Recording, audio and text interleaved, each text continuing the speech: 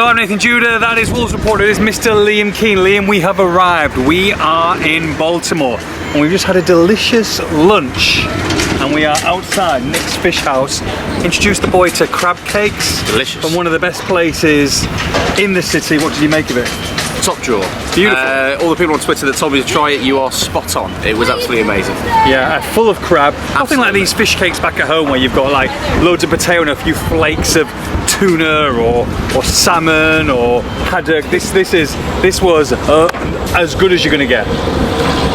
I don't want to leave. Can I forget the game tonight, forget the game tomorrow, just stay here all day? Yeah, it was beautiful, amazing. I think I'm going to have another one before we leave. Yeah, you've got a little bit left over as well. I've just seen you smile there, a little bit in your teeth, so you've got that for an hour's time. Right, okay, big game tomorrow. Lovely. Big game tomorrow night. Well, we've got a big game later on tonight as well. We do. It's the Baltimore Orioles versus the Toronto Blue Jays. Let's discuss that. We're not discussing baseball because people like what you're doing, even though Blue Jays, obviously, huge news that we're in town for Baltimore. But interesting development because right wing back / right back / left back / left winger / sometimes a number 9, depends where he's going to use. Matt Doherty is throwing out the first pitch tonight. Yeah, how do you think he'll get on? Look, it depends. It's tough, isn't it? It's one of these things. You've got to go throw to the mound, throw to the catcher. You're going to have probably about 30,000 people watching you. In practice, it all looks great. Your action's great. Follow through's great.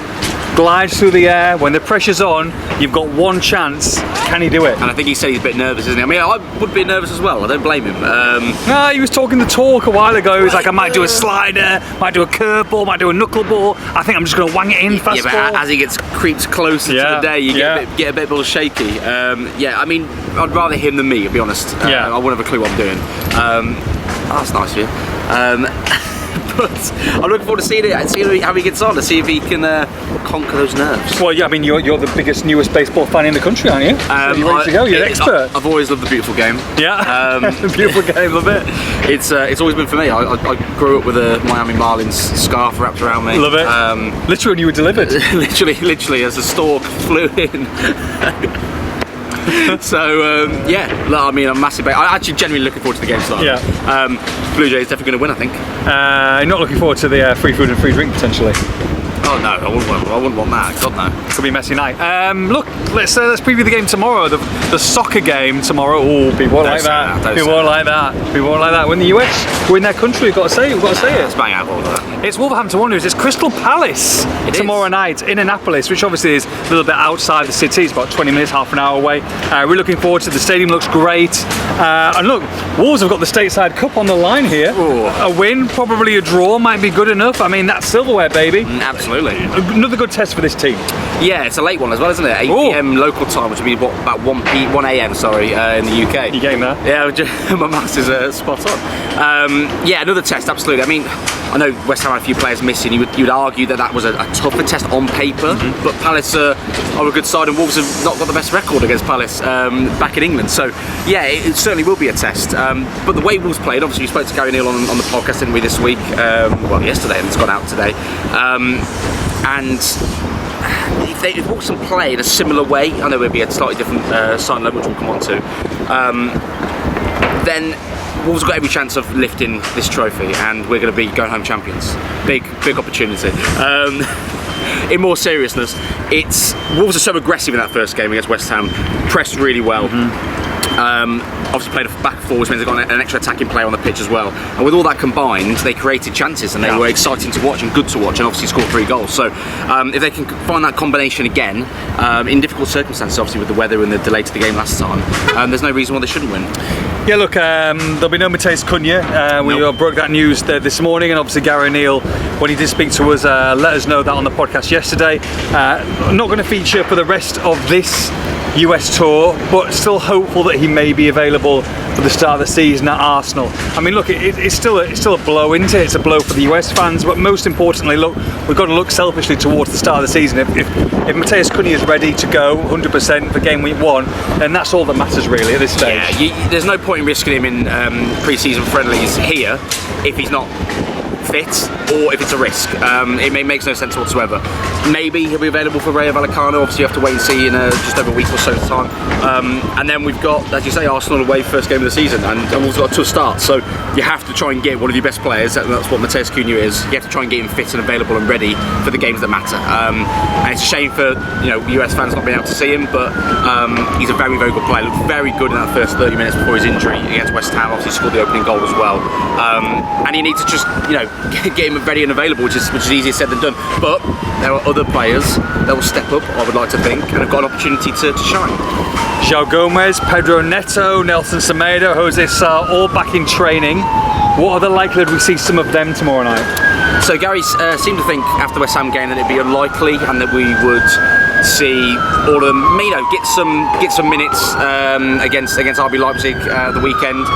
But we did obviously watch training. We saw pretty much the 11 that finished the game lining up to in training, and it looks like that's probably what they're going to go with, which makes sense. 60-30 and play those players from the start. And João Gomez was in that. And obviously they have got a limited number of midfielders, so it'd be interesting to see if he does get a shout. If not, it's probably Luke Rawlings who gets a shout, which will be massive for him, unless Kundal Lamina, who did start last game, start again. But that seems like it's going to be unlikely. So you got those options. The other option is you play Bellegarde deeper again. He did obviously start there, but with Cunha out, I'd imagine he'll go into that position. Maybe Traore along the 10 position as well. So with those options, João Gomez might get a chance. It just depends on where he is at physically as well after having a little bit of a break following Copa America. Yeah, looking forward to it. And look, Crystal Palace, good side as well, aren't they? They've got plenty of good players. And I think Eze's back and a few others, so it's going to be a good test. Yeah, they're such a physical test every time you play Crystal Palace. And as I say, Wolves have never particularly got a good record against them for those reasons and others. But they've got not just that; it's finishing quality as well, and that's the concern. But Wolves, Gary said on the podcast, and we actually thought it watching the game, that Totti actually in particular, but Totti and Mosquera both did really well in that first half. The other two coming on, Dawson and Santi, we're expecting will start the game, also did well. But if you can, if those defenders perform and you've got someone, keeping others quiet, Mateta will believe will be with France though, at the Olympics. So you won't have to deal with that issue. But if you've got those players performing, Wolves got every chance of winning it, and then returning to Wolverhampton with a trophy. We'll take it. Look, we've mentioned a few times on this video, Gary O'Neill spoke to the podcast yesterday. It was incredible for him to give up his time, and he's very, very busy here. You've got to understand that, and we've spoken to him briefly and post-match and pre-match and on the training field, but for him to come and sit down with myself and Liam for what was supposed to be 20 minutes, billed as 20 minutes, and we might have extended it maybe to 25, to double that, to sit down for 50 minutes for a Wolves poddy, not just great information and news and thoughts and insight, but also a bit of comedy in there. It is available on all good podcast networks such as iTunes and Acast and Spotify and all sorts, SoundCloud as well. If you haven't done it, it's 50 minutes. Make sure you listen, because it is an absolute treat for any Wolves fan, and just shows, I think, how important Gary O'Neill is to this project. We'll see you at the Toronto Blue Jays versus Baltimore Orioles game a little bit later.